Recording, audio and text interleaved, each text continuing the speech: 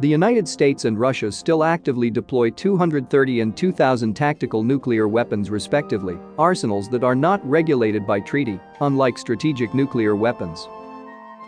But calling them tactical and non-strategic weapons is arguably a misnomer. As former Defense Secretary James Mattis once told Congress, "I don't think there is any such thing as a tactical nuclear weapon. Any nuclear weapon used anytime is a strategic game changer." The term tactical implies shorter range, less destructive, and more usable weapons intended for striking battlefield targets and forward bases in sparsely or unpopulated areas, not wiping out cities, factories and power plants across the globe. But US and Russian arms control treaties simply define non-strategic weapons as those with a strike range inferior to 3,417 miles. Of course, regional rivals like China, India, and Pakistan consider their non-intercontinental range nuclear weapons to be strategic anyway. The US non-strategic arsenal is made up of roughly 230 B-61 nuclear gravity bombs droppable by jet fighters. 100 to 150 B-61s are forward deployed for use by NATO allies to form a kind of collective responsibility pact. However, the Trump administration cited Russia's development of sophisticated non-strategic weapons as cause to reintroduce less powerful W-76-2 nuclear warheads onto Navy submarine-launched ballistic missiles. In fact, Russia's non-strategic arsenal is believed to have shrunk between 2009 and 2018 from 3,800 to 1,910. Where the hawks are more on point is that Russia has developed more precise, longer-range dual-capable missiles which can be used to deliver either a conventional or nuclear warhead, creating dangerous ambiguity. In the early years of the Cold War, the Soviet and US militaries thought nuclear weapons would be liberally employed in future wars, and not just for civilization-shattering strategic attacks. A tank column barreling through your lines?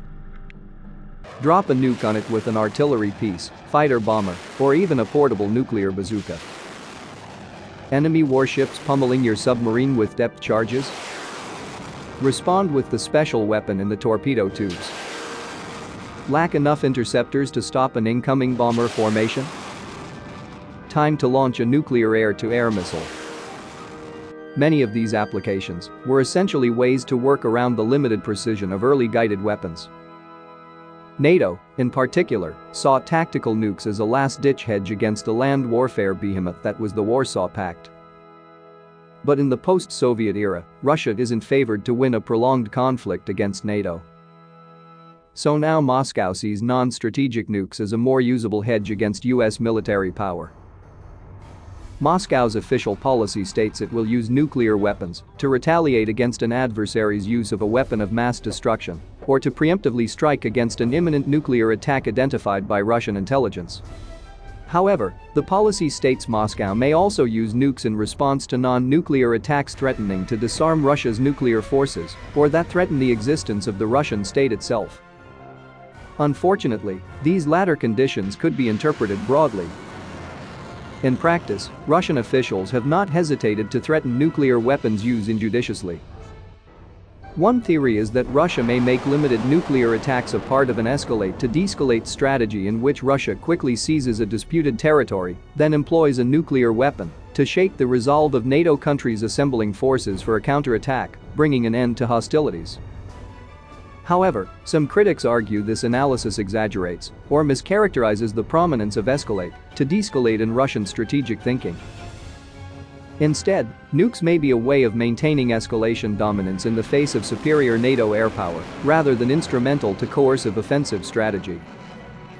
Regardless, military analyst Michael Kaufman argues the Russian military sees non-strategic nuclear weapons as likely to play a major role in future conflicts. However, he cautions that calls for the United States to match Russia's arsenal capability for capability make little sense because Russia's non-strategic nukes are premised on US conventional military superiority. Let's conclude by surveying Russia's estimated non-strategic nuclear forces based on a report by the Bulletin of Atomic Scientists. Nearly half of Russia's non-strategic arsenal, 930 warheads, are estimated to belong to the Russian Navy. Of greatest relevance are long-range, 1,550 miles, subsonic caliber land attack cruise missiles, as well as P-800 Onyx supersonic anti-ship missiles, range 500 miles, both understood to be nuclear capable. Both the P-800 and caliber can be mounted on Russian frigates, corvettes, and Yasin-class submarines. The P-800 is also deployed on truck-mounted Bastion P coastal defense systems, which are believed to have 25 nuclear warheads allocated. The Russian Navy also reportedly still maintains nuclear torpedoes, depth charges, and anti-submarine rockets. Like dropping hand grenades in a fishing pond, these weapons allow the destruction or disabling of submerged vessels in a given sector without having to nail down their exact position. The same report estimates that Russia still maintains 290 nuclear warheads for surface-to-air missiles for S-300 and S-400 long-range air defense systems, likely for ballistic missile defense contingencies. Similarly, the A-135 missile defense system protecting Moscow is believed to have 90 10-kiloton warheads. Missile defense is often described as similar to shooting down a rifle bullet with another bullet.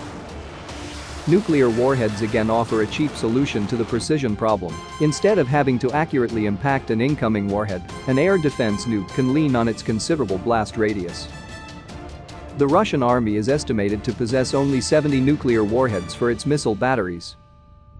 Its precise Iskander-M tactical ballistic missile system can swap its regular warhead for up to a 50-kiloton nuke. Additionally, 4 battalions of the Iskander-K variant instead launch a variant of the nuclear-capable caliber missile called the 9M729 Novator, the development of which ushered in the demise of the INF Treaty regulating intermediate-range missiles. More of Russia's non-strategic nuclear firepower comes in the form of 500 to 600 air-launched weapons carried by Su-34 and older Su-24M attack jets and longer-range Tu-22M supersonic bombers, which can carry dual-capable Kh-32 supersonic anti-ship and land attack missiles. Russia has also developed a unique air-launched Kinzhal hypersonic ballistic missile with a 1,200-mile range. This is currently deployed by ultra-fast MiG-31K interceptors and can also be carried by the Tu-22M-3M bombers. In the future, Moscow is expected to employ Su-57 stealth fighters in a nuclear strike role too. Russia will likely continue to improve the speed, stealth, and precision of its non-strategic nuclear arsenal in the 2020s. Future arms control negotiators might, therefore, seek to finally address ostensibly non-strategic nuclear weapons. However, Moscow may only be open to contracts to non-strategic nukes if exchanged for restrictions to US space-based capabilities and an end to the NATO nuclear sharing policy.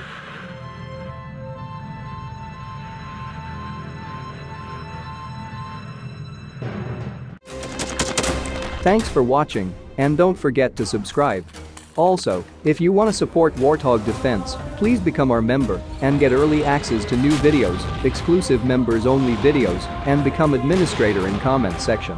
The membership link is in the description. Rescues every day. We had a guy last week at 6 rescues in 6 days. You know, he's doing the job every day.